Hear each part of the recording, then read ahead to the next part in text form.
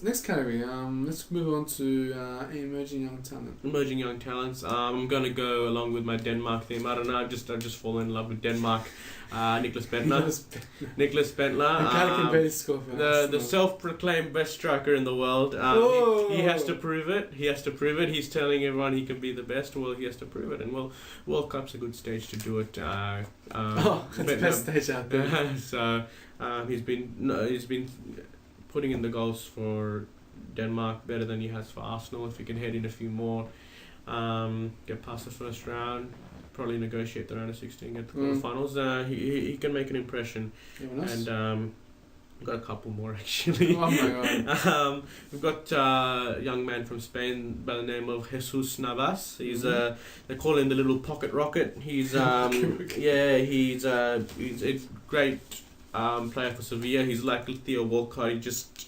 He runs around the defence. He's really he's great. Like, I mean, not that Spain doesn't have enough talent as it is, but he'll be a very good impact player off the bench, and people are rating him, so that's really good. And I have one more, but it's the same as yours, so you may as well talk about him as well. Yeah. My two players. My first one is a German player by the name of Mesut Özil, and he's only 21 years of age. Some information about him. He was actually in Schalke's first team at the age of 17. At the ripe age of 17, he was playing for the first team Schalke in Bundesliga, and that immediately shows you, at a young age he was already up there with the best. And he was transferred to Werder Bremen at the age of 19, and he scored the winner in the German Cup final at the age of 20. So and now he's at 20 years of age. He played for the German under 21 team, and he was a catalyst for smashing England in the final 4-0. He was the main guy, and in the qualifiers he was the main guy who got Germany that important victory over Russia in the qualification. He was the main player there as well. So I mean, he's a really rising talent. I mean, people probably outside Germany don't really know him because he plays for Werder Bremen, but so he's my third one. I mean, I know I picked three. I've sort of cheated, but he always cheats. I dive on too. This guy. He's a diver too. I'm a goalkeeper. I'm supposed to dive.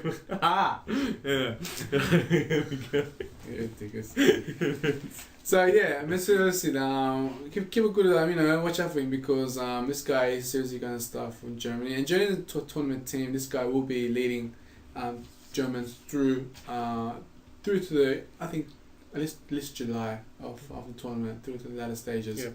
They will be there. Germany is always there. So he could even take Germany to the final and win it. We don't know. But even if he doesn't do too well, he'll do well, I think, World Cup. Even if he doesn't succeed in taking Germany to the final and winning the tournament, he's still got about another 3 World Cups in him. So you'll be seeing him around for another couple of years. So he's an amazing talent. Judging by what I've seen of him, what I heard about him, expect him to be up there, emerging talents. So Mesut Özil is actually both of our emerging talents. We think is gonna really be taking the World Cup by storm. And the world will find out about them like that. And my other player is an Argentinian winger by the name of Angel Di Maria.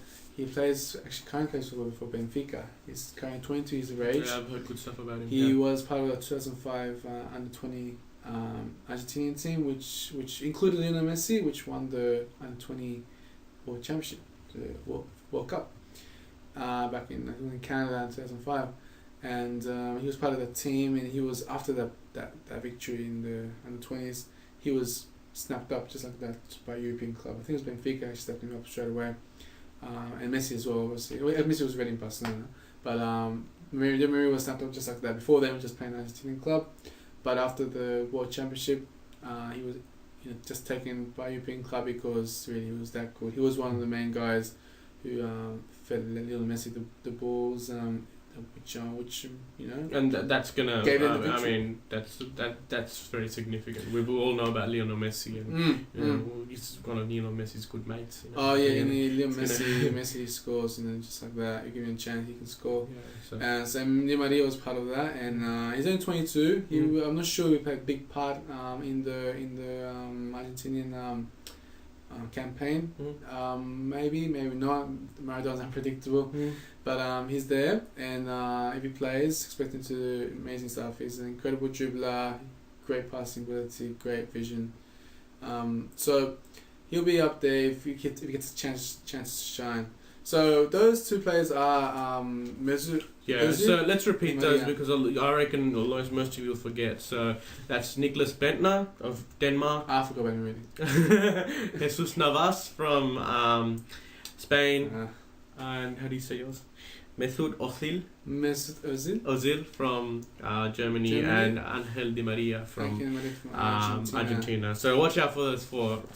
Those four will be for sure. I think they will shine the World Cup. He doesn't think Bentner's gonna do good. But trust me. Trust me. This guy. Dude, come on! I've been failing him for the last 2-3 seasons at Arsenal. He hasn't. He's gonna come good. Come on. Okay, he's 22. I know. He's 21. 22. 21. I think he's 21. He's younger than us, man. Yeah. And so, we're that old. Okay. Alright, next topic. Biggest choker.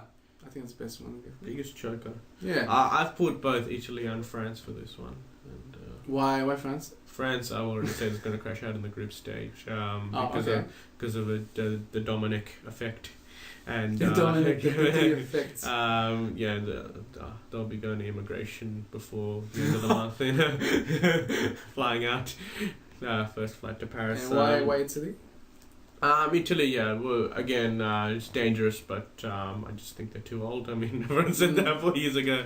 There has beens, and it's not a good idea to bring back a coach from the past. Yeah.